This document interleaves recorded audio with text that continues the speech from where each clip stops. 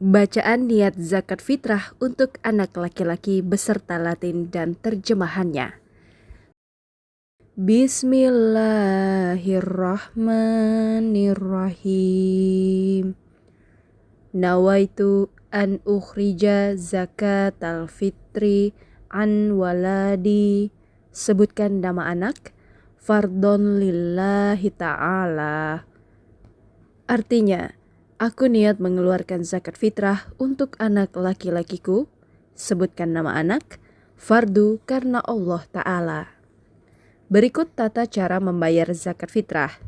Umat muslim dapat membayar zakat fitrah dalam bentuk makanan pokok, beras atau gandum, atau uang seharga makanan pokok tersebut. Takar makanan pokok tersebut sesuai besaran membayar zakat, yakni 1 sya' atau 2,5 kg. Membayar zakat fitrah boleh ditunaikan sejak awal bulan Ramadan. Namun, pada umumnya bisa dilakukan 3 hari menjelang Hari Raya Idul Fitri atau akhir Ramadan.